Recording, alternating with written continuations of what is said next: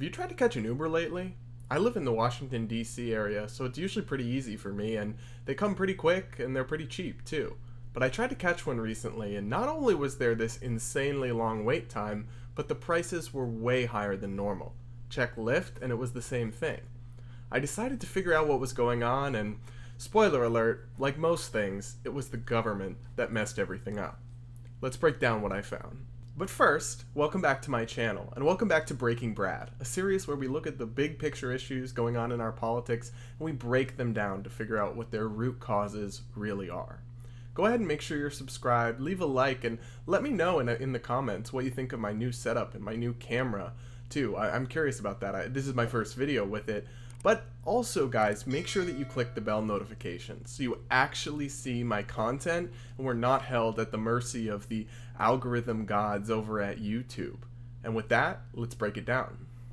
To be clear, we're not just talking about anecdotes here or stuff that I've noticed in my personal life. There are cold hard facts that show this is a national trend. Uber and Lyft prices are up about 40% year over year, and both companies, while they won't admit specifics, have acknowledged that wait times are much longer than usual. My source for all this isn't some right-wing media outlet, it's the New York Times. The Times reports that we should all prepare to pay more for Uber and Lyft rides because the companies say they're charging extra because they don't have enough drivers to match rebounding consumer demand. As the coronavirus pandemic appears to recede in the United States and more people return to traveling, socializing, and using ride-hailing apps, they're discovering that those cheap and quick rides have become more costly and not so readily available. Customers around the country say they have been startled by the price jumps. In some cases, their Uber rides from airports cost as much as their plane tickets. Uber and its top rival, Lyft, acknowledge that prices are up and wait times are longer, but they won't provide specifics. A recent analysis by the research firm Rakuten Intelligence found that the cost of a ride was 37% higher in March than it was a year ago. In April, the cost was up 40%. Now, why is this all happening? Well, it turns out the companies are having a shortage of drivers. Demand is increasing, but they can't get drivers to come back and do the amount of rides they'd need to keep up with consumer demand.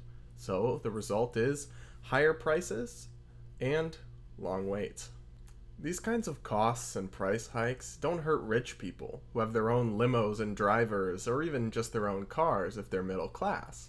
It's oftentimes poor and working class people who depend on Uber. They don't have a car when they need to get into a doctor's appointment or to work when the train is late or all sorts of other things. What you have are everyday people who've come to depend on these ride-sharing services, and they're finding themselves increasingly priced out of them.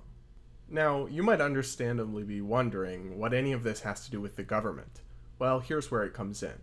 Previously, independent contractors, like the people who drive for Uber and Lyft, wouldn't have been able to get unemployment insurance and be on the welfare system if they were out of work.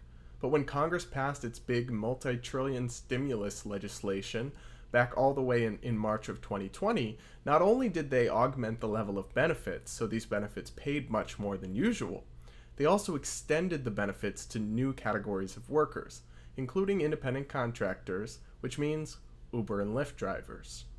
So now, not only do Uber and Lyft have to compete with each other, they have to compete with the government and convince their workers to come back off of the welfare rolls. Here's the problem with that. The benefit system is now literally so broken that it pays many workers more not to work than it does to go back to their job. For example, the average level of benefits, according to Forbes, is $17 an hour. That means even jobs that pay $15 an hour or $12 an hour, or many jobs that progressives are clamoring for, saying they would be a living wage under the minimum wage, actually aren't even worth working under this broken system that our politicians have created. It's not actually very surprising that Uber and Lyft can't get people to come back to work when the government is literally offering them more money if they just stay home all day. The fault's not with these drivers. Anybody in their right mind wouldn't work for less than they could make by staying at home. This is just common sense. So the answer is not to get frustrated with the drivers. Though, okay, maybe we can get a little frustrated with them. They are being kind of lazy. But really, I mean, this is just a question of human nature. This is how people respond to basic incentives. And Congress was warned by some Republican senators when they created the system that they were going to end up making it so that benefits paid more than work for a lot of people. They didn't care. They decided that the politics of being seen as generous for spending other people's money, mind you, the taxpayers, they decided that the politics of generosity were more important. And what we've gotten is a broken and dysfunctional system as a result. One of the many ways, just one of many, that it's manifesting itself for everyday people is long waits and higher prices every time you call an Uber or a Lyft.